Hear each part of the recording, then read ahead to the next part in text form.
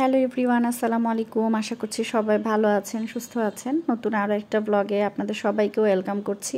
আজকের ব্লগটা একদম সকাল থেকে শুরু করেছি। সকালে ঘুম থেকে উঠে যে কাজটা থাকে সেটা হচ্ছে ঘরবাড়ি, রাতে যেহেতু বাচ্চারা সব এলোমেলো করে রাখে তো ওগুলো সব কিছু ঠিকঠাকভাবে গুছিয়ে নেই।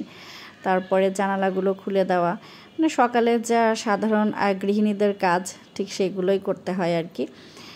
তো আমি একটু ঘরটরগুলো আগে গুছিয়ে নিলাম আর একটু ফ্রেশ হয়ে তারপরে চলে আসলাম রান্নাঘরে। আর রান্নাঘরে তো রেগুলার কাজ একই, সকালে নাস্তা বানানো, তারপরে বাচ্চাদের খাওয়ানো। সকাল থেকে দুপুর পর্যন্ত যে কী ব্যস্ততার মধ্যে যায়, তারপরে একটু রেস্ট পাওয়া যায় আর কি।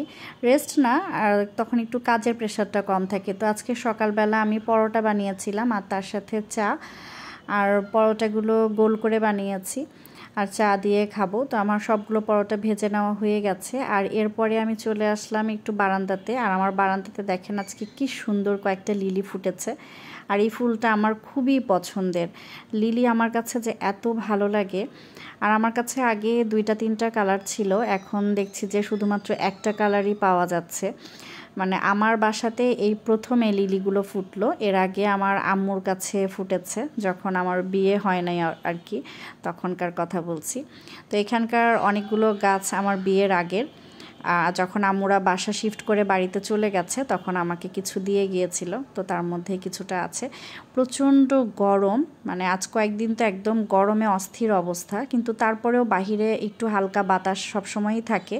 আর আমার বাসাটা অনেক খোলামেলা, ভিতরে বাতাস আসে কিন্তু খুব একটা বেশি যে ঠান্ডা বাতাস তা না, গরম বাতাস আর কি। তো এদিকে মেয়ের বাবা সকালে একটু বাজার নিয়ে এসেছিল, তার মধ্যে সবগুলো বাজার উঠিয়ে রেখেছি। আর এখানে চিংড়িগুলো একটু পরিষ্কার করে নিলাম, তো চিংড়িটাকে উঠিয়ে রাখলাম। আর তার মধ্যে গরুর মাংস নিয়ে এসেছে, তো গরুর মাংস আমি কিছুটা উঠিয়ে রেখেছি। আর এখানে যেটুকু আছে এটা দিয়ে আমি একটু বিরিয়ানি রান্না করব। আজকে ইলিশ মাছের মাথা দিয়ে মিষ্টি কুমড়া ঘন্ট করছি, এটা খুব মজা হয়, খুব সুন্দর। তো কি বানাইছো মা? এটা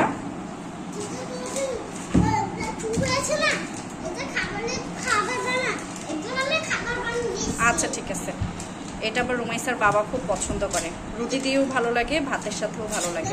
দুইজন এত গন্ডগোল করে আল্লাহ।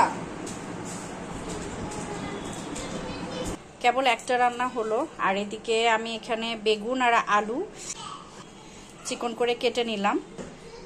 আর এদিকে কাচকি শুটকি, এটা সামান্য একটু টেলে নিলাম। এটা একটু ভালোভাবে এখন ধুয়ে নিব, ধুয়ে নিয়ে তারপরে ভুনা করে রান্না করব বেগুন আলু দিয়ে। এই তরকারিটা খুব মজার হয়, শুটকির তরকারি।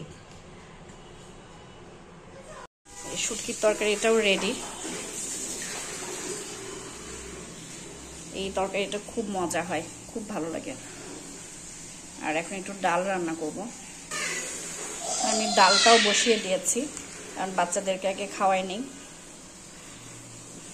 ছোট বোন আসার পরে সন্ধ্যার দিকে আমি, আমার ছোট বোন আর আমার ছোট মেয়ে, আমরা 3জন মিলে একটু বের হয়েছিলাম। আমরা আজকে যাচ্ছি, আমাদের নাটোরে মেলা হচ্ছে, তো মেলাতে যাব।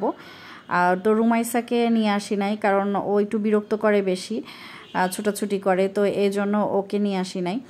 তো যখন আমরা মেলাতে পৌঁছালাম তারপরে না এদের লাইটিং দেখে, আর ভেতরে দেখছি যে বাচ্চাদের জন্য অনেকগুলো রাইড এবারও নিয়ে এসেছে।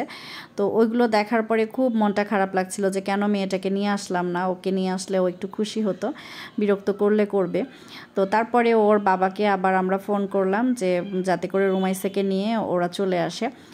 তো এরপরে রুমাইসাকে নিয়ে ওর বাবাও চলে আসলো। মানে এই লাইটিংগুলো দেখার পরে এত খারাপ লাগছিল যে মেয়েটাকে না নিয়ে এসেই ভুল করেছি। তো এরপরে আমরা গেটে অপেক্ষা করছিলাম, তারপরে ওর বাবা যখন চলে আসে, আসার পরে আমরা একসাথেই ভেতরে যাই। আর দেখেন এত ভালো লাগছিল দেখে, রাস্তাটাকেও কি সুন্দর করে সাজিয়েছে। মেলার গেট, তারপরে লাইটিং সব কিছু মিলিয়ে ভালো লাগছিল। আর ভেতরে যাওয়ার পরেও জিনিসপত্র টুকটাক ছিল, মানে প্রতিটা মেলাতে যেরকম থাকে আর কি, ঘর সাজানোর সব জিনিসপত্র, সংসারের জিনিস, মানে ভালোই লাগে দেখতে। কিছু কিনি আর না কিনি সব কিছু দেখতে ঘুরে ঘুরে কিন্তু আমারও খুব ভালো লাগে। তো প্রচণ্ড গরম, মানে এত গরম ছিল, মানে মেলাতে যেয়ে দেখছি মানুষজন কম ছিল কিন্তু গরমটা অনেক বেশি। আর এই চামচগুলো আমার কাছে খুব ভালো লাগছে, অনেক কিউট ছিল। আর চামচের মধ্যে দেখেন আমাদেরকেও দেখা যাচ্ছে। তো এই জন্য আমার ছোটো বোনকে বললাম একটু ভিডিও করে দিতে।